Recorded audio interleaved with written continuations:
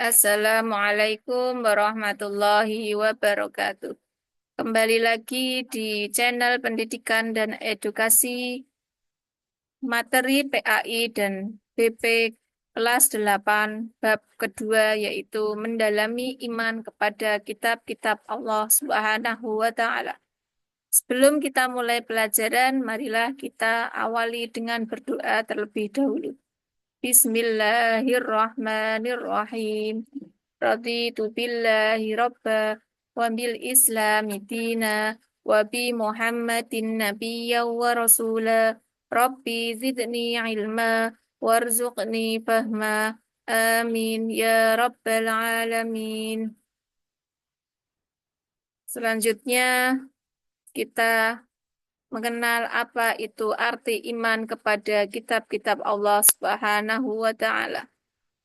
Iman kepada kitab-kitab Allah Subhanahu wa taala artinya meyakini dan membenarkan terhadap kitab yang diturunkan oleh Allah Subhanahu wa taala kepada para nabi dan rasulnya.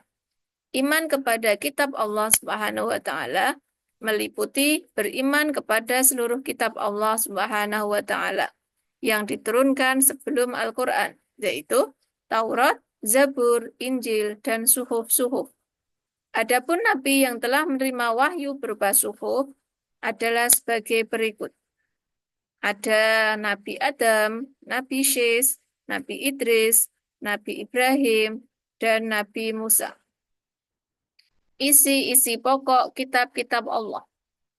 Isi kitab-kitab Allah Subhanahu wa taala yang diturunkan kepada para nabi dan rasul mencakup beberapa hal, antara lain sebagai berikut. Yang pertama adalah akidah. Akidah artinya mengesahkan Allah Subhanahu wa taala. Yang kedua syariat, yaitu tentang ketentuan dalam kehidupan berupa perintah dan larangan bagi umat manusia. Yang ketiga akhlak. Akhlak yaitu cara bersikap dan bertindak kepada Allah Subhanahu wa taala serta kepada sesama manusia. Yang keempat, janji pahala dan ancaman siksa kepada umat manusia. Yang kelima, kisah umat terdahulu dan informasi tentang ilmu yang perlu dikembangkan oleh umat manusia. Kita bahas satu persatu tentang kitab-kitab sebelum Al-Quran. Yang pertama adalah kitab Taurat. Kitab Taurat diwahyukan kepada Nabi Musa alaihi salam. Isi pokok kitab Taurat dikenal dengan 10 hukum, 10 commandment, atau 10 firman yang diterima Nabi Musa alaihissalam sebagai berikut. Yang pertama, mengakui keesaan Allah Subhanahu wa taala, larangan menyembah patung dan berhala karena Allah Subhanahu wa taala tidak dapat diserupai dengan makhluk. Larangan menyebut Allah Subhanahu wa taala dengan sia-sia. Memuliakan hari Sabtu, menghormati ayah dan ibu, larangan membunuh sesama manusia, larangan berzina, larangan mencuri, larangan menjadi saksi yang berdusta, larangan memiliki keinginan untuk menguasai hak orang lain. Sedangkan kitab Zabur diwahyukan kepada Nabi Daud alaihi salam. Kitab Zabur tidak mengandung hukum-hukum atau syariat yang baru, karena Nabi Daud alaihissalam mengikuti syariat yang diturunkan Allah Subhanahu wa taala kepada Nabi Musa alaihissalam. Kitab Zabur berisi kumpulan ayat-ayat yang suci. Kitab Zabur terdiri dari 150 surat, berisi nasihat, kata-kata hikmah, dan puji-pujian. Yang ketiga, kitab Injil. Kitab Injil diwahyukan kepada Nabi Isa alaihissalam. Adapun isi kitab Injil yaitu perintah untuk kembali mengisahkan Allah Subhanahu wa taala, membenarkan keberadaan kitab Taurat, menghapus hukum dalam kitab Taurat yang tidak sesuai dengan perkembangan zaman, menjelaskan bahwa kelak akan datang kembali Rasul setelah Nabi Isa alaihissalam yaitu Nabi Muhammad Shallallahu alaihi wasallam. Kitab Al-Quran. Kitab Al-Quran adalah kitab yang diwahyukan kepada Nabi Muhammad Shallallahu alaihi wasallam. Adapun isi pokok Al-Quran yaitu akidah, keimanan, ibadah, dan muamalah, hablum minallah maupun hablum minannas. Syariah atau hukum, akhlak, budi pekerti, tarikh atau sejarah, dan dasar-dasar ilmu pengetahuan.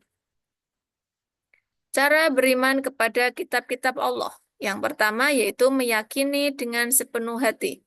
Yakin bahwa kitab-kitab Allah Subhanahu wa taala yang dibawa oleh para rasul itu benar-benar datang dari Allah. Membenarkan terhadap adanya kitab.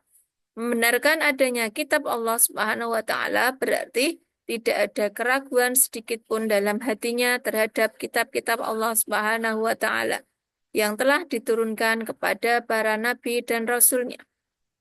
Yang ketiga, memahami kandungan kitab Allah Subhanahu wa taala. Kitab Allah Subhanahu wa taala sebagai pedoman hidup. Artinya akan menjadi benar dalam menjalani hidup jika berpedoman pada kitab Allah Subhanahu wa taala. Mewujudkan dalam bentuk sikap dan tindakan dalam kehidupan sehari-hari. Jika mengamalkan Al-Quran dengan sepenuh hati, berarti sudah termasuk mengamalkan isi kandungan kitab-kitab sebelumnya, karena semua sudah disempurnakan di dalam Al-Quran. Menjadi generasi yang mencintai Al-Quran. Tidak ada alasan selaku generasi Muslim untuk tidak mencintai Al-Quran, karena di dalamnya penuh inspirasi yang menuntun ke arah kebaikan. Cara menampilkan sikap dan mencintai Al-Quran sebagai kitab Allah Subhanahu wa taala adalah dengan membaca Al-Quran secara rutin, memahaminya, dan mengamalkan isinya dalam kehidupan sehari-hari. Ciri-ciri generasi cinta Al-Quran. Yang pertama, memiliki kemauan kuat untuk senantiasa membaca dan mengetahui isi kandungan Al-Quran.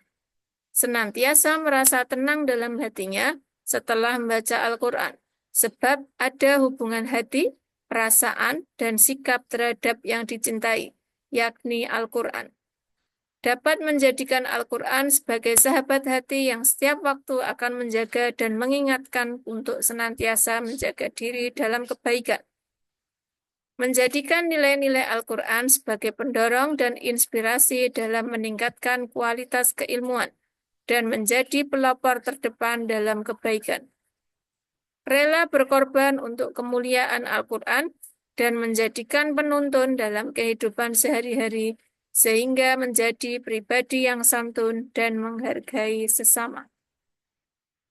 Hikmah beriman kepada kitab Allah. Yang pertama, mengetahui perhatian dan kasih sayang Allah Subhanahu wa taala terhadap para hambanya dengan menurunkan kitab kepada umat manusia sebagai petunjuk. Yang kedua, mengetahui syariat dan pedoman hidup yang diperintahkan Allah Subhanahu wa taala. Yang ketiga, hidup menjadi lebih terarah dan tidak tersesat dalam menjalaninya.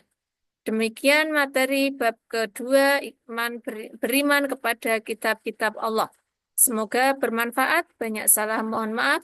Assalamualaikum warahmatullahi wabarakatuh.